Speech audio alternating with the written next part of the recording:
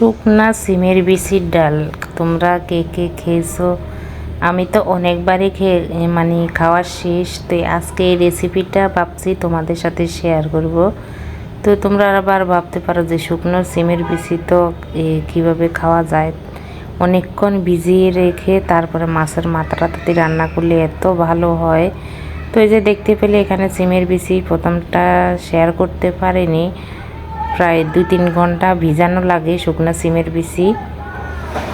অবশ্যই আগে শুকনো খোলায় টেলে নেওয়া লাগে, টেলে নিয়ে উপরের খোসা ছেড়ে নেওয়া লাগে, বা অনেকক্ষণ ভিজিয়ে রাখলে খোসা এমনি ছেড়ে যায়। তো এই যে দেখতে পেলে ইলিশ মাছের একটা গোটা মাথা দিয়ে ডাল রান্না করতেছি। শুধু সিদ্ধ বসাতে আমি এই ডালের সঙ্গে শুধু একটু লবণ কাঁচা লঙ্কা দিলাম। যখন ফুটে উঠলো তখন একদম ঘুটনি দিয়ে মিশ করে ঘুটে নিলাম ডাল যেভাবে ঘুটে।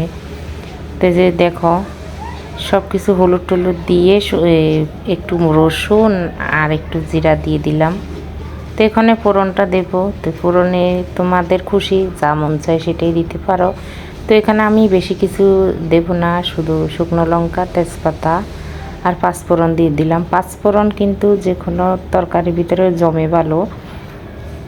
তো এখানে যেহেতু ইলিশ মাছের মাথা আছে, কোনো রসুন আর এই পেঁয়াজ কিছুই ব্যবহার করা যাবে না, তাহলে ডালের এই স্বাদ একদমই পাওয়া যাবে না, যেহেতু ইলিশ মাছ আছে।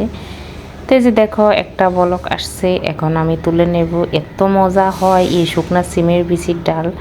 তো তোমাদের রেসিপিটা কেমন লাগলো অবশ্যই জানাবে, ভালো লাগলে লাইক দিবে। টাটা।